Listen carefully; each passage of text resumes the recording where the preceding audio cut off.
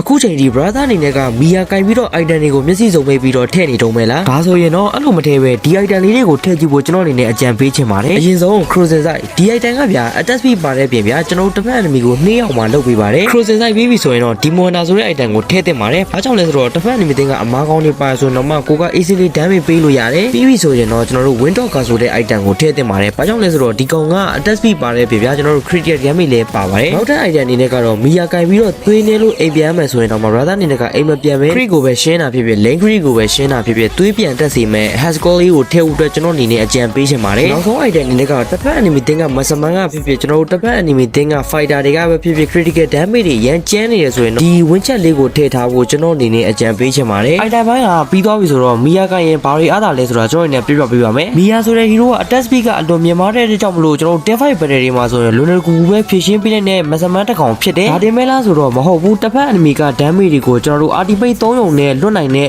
hero တစ်ကောင်လည်းဖြစ်တယ်မီယာကရင်လုံးဝတတိထားမဲ့အချက်ကတစ်ချက်ပဲရှိတယ်ဗျာအဲ့ဒါကဘာလဲဆိုတော့ brother အနေနဲ့က possession မယူတော့ဘူးဆိုတော့လုံးဝအဆင်ပြေမှာမဟုတ်ပါဘူးမီယာဆိုတဲ့ hero ကကျွန်တော်တို့ basic attack လုပ်တိုင်းဗျာကျွန်တော်တို့ attack speed တွေကတိုးလာမှာပဲဖြစ်တယ် basic attack တွေလုပ်ပြီးဆိုတာနဲ့ကျွန်တော်တို့ step ပြည့်ပြီဆိုတာနဲ့လေမြားတွေကအများကြီးထွက်လာမှာပဲဖြစ်ပါတယ် fight battle ကြလေမီယာရဲ့ damage ကပုံပိုပြီးတော့ကောင်းလာမှာပဲဖြစ်ပါတယ်တနည်းအားဖြင့်ပြောရမယ်ဆိုရင်တော့လက်ကိန်းရောက်လာလေမီယာ damage ကပိုပြီးထွက်လာလေဗျာဒါကြောင့်မလို့မီယာကိုလက်ကိန်းဆွဲဆော့နိုင်တယ်ဆိုရင်ပိုပြီးတော့အဆင်ပြေပါတယ်ဒါမျိုးပြောလို့ငါတို့ကအားလီပိုင်းမှာရောမကြမ်းနိုင်ဘူးလားဆိုရင်တော့အားလီပိုင်းမှာလည်းကြမ်းနိုင်ပါတယ်အားလီပိုင်းမှာကြမ်းဖို့ဆိုရင်တော့ဒီအချက်လေးကိုတီးထားဖို့တော့လိုပါတယ်အဲ့ဒါကဘာလဲဆိုတော့မီယာရဲ့ ultimate ကိုရန်သူလက်ကနေလွတ်အောင်နဲ့ကျွန်တော်တို့နေရာပြန်ယူဖို့ပဲခြံထားပါပြီးရင်တော့အားလီပိုင်းမှာ easily ထိန်းတော့ပါ farming ကိုပဲဦးစားပေးကေးကိုလည်းကျွန်တော်တို့ live မကောက်ခွင့်နဲ့ကျွန်းလာတဲ့ကေးကိုပဲယူမယ် median နဲ့ crit ကိုလည်းလုံးဝအလွတ်မခံပါနဲ့ fight battle တွေမှာလုံးဝတတိထားပါတန်းရဲ့အနောက်မှာပဲနေပါ fighter လိုကြီးတန်းရဲ့ရှေ့မှာတော့သွားပြီးတော့မနေပါနဲ့ battle ဆိုင်မယ်ဆိုရင်တော့ brother အနေနဲ့က passive step ပြေးမှသာလေလုံးဝဝင်ချပါမဟုတ်ရင်တော့သွားပြီးတော့မချပါနဲ့နောက်ဆုံးတတိထားရမယ့်တစ်ချက်က